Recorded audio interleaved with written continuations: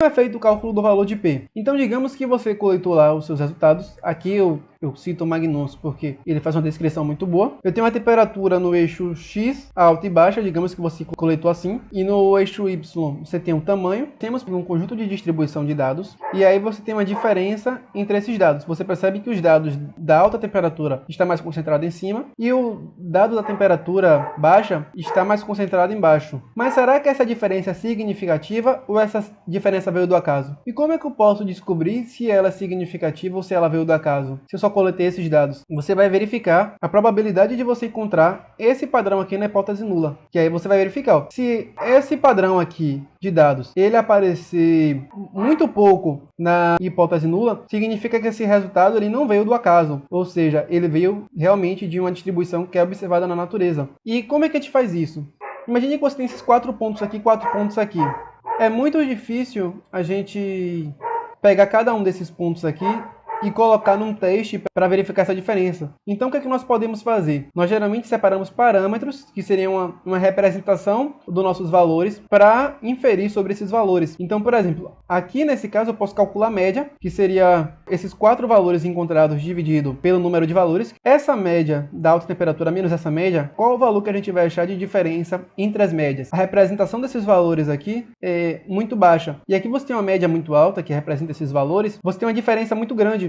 Então significa que essa diferença entre os níveis do fator são muito grande. E aí digamos que você fez tudo isso. Aqui eu fiz um cálculo, eu somei todos os pontos baixos, deu 57,5 e somei todos os valores dos altos. Então aqui, por exemplo, nós temos um valor de tamanho para altas temperaturas de 70 centímetros, 80 centímetros, 90 centímetros e 100 centímetros. Aí a média deu 85. Aí nós achamos, por exemplo, a diferença entre as médias, que foi 27,5. E como é feito o cálculo de P? Essa diferença representa a distribuição dos meus dados e a diferença entre esses dados. O T-Student, que é um teste que você faz para esse caso, ou o F de Fichte, que é vinda nova, ele se baseia nessa lógica. Você quer saber se aquela diferença ela veio do acaso.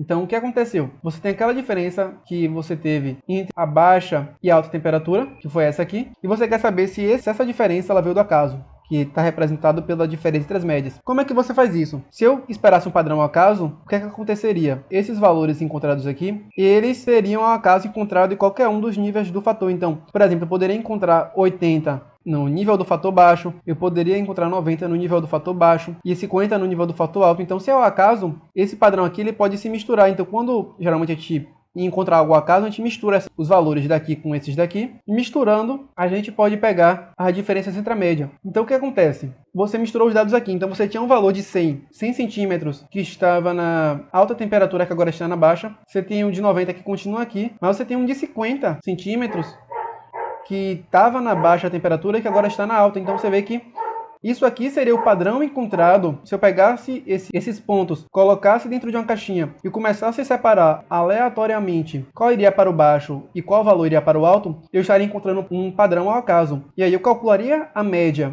para essa hipótese nula que eu sorteei, e calcularia a média para a temperatura alta. Então, eu teria uma média para baixa temperatura e uma média para alta temperatura com base nesses dados e nesses valores que eu tirei ao acaso dentro da minha caixinha e coloquei em cada um dos níveis do fator. E aí você teria uma diferença entre as médias. E a diferença das médias aqui seria aproximadamente zero. Por quê? Porque esse valor veio do acaso. Então a gente espera que, se os valores eles venham do acaso, a diferença seja muito pouco. E aí o que acontece? Você pegou aqui na caixinha a primeira vez e você calculou a média aqui e calculou a média aqui e pegou a diferença entre a média. Você armazenou essa diferença. Mas você pode, por exemplo, pegar nessa caixinha de novo e colocar os valores em cada um dos lados de novo, que é o que eu estou fazendo aqui. Nessa segunda rodada, eu já peguei dentro da caixinha o valor de 100 para baixo e já peguei também o valor de 90 agora para baixa temperatura também. Então você percebe que na segunda rodada eu já tive um padrão diferente da hipótese nula, porque eu peguei ao acaso esses valores e coloquei cada um dos níveis do fator, e a partir disso eu calculei as médias, peguei a diferença entre as médias e calculei de novo. E aí deu aproximadamente 5 dessa vez a diferença entre as médias. E qual é a lógica disso tudo? Os valores que são encontrados na hipótese nula são os esperados para ser encontrados ao acaso. Então se o meu padrão de dados ele aparecer muito frequente quando eu pego meus dados ao acaso, significa que ele é um resultado esperado do acaso.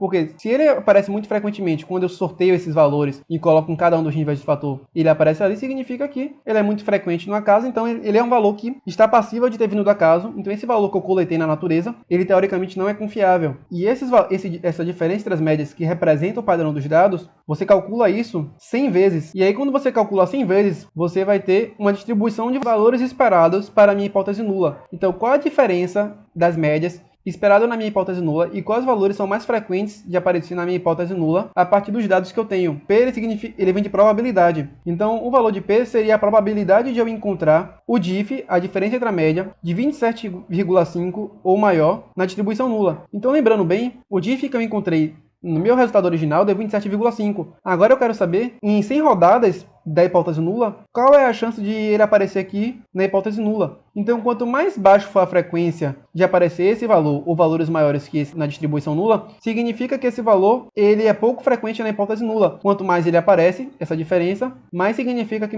meus dados teve uma chance maior de vir do acaso. Então, digamos que se eu encontrar uma vez esse valor de diff é maior que esse valor de diff na distribuição nula, significa que eu tenho uma chance em 100 de esse valor ter vindo do acaso. Significa que eu só tenho 1% de chance de esse valor ser encontrado ao acaso. Se estivermos vendo uma diferença como aqui, entre alta e baixa temperatura, significa que essa diferença ela é real, que ela não veio do acaso e que essa diferença é estatisticamente significante. Como seria isso? Então, por exemplo, a gente teria aqui o valor de P seria a probabilidade de encontrar meu diff. Então, aqui serão os valores de diff mais observados na hipótese nula. E se meu valor ele estiver entre os valores mais extremos, ou seja, menos frequentes de ser visto na hipótese nula, significa que esse valor de P ele não veio do acaso. Só que você pensa, isso é uma proporção que a gente faz de 100 vezes. O computador ele faz mais de 100 vezes. E com isso a gente tem um valor de P que ele é muito preciso, porque o computador faz milhares de vezes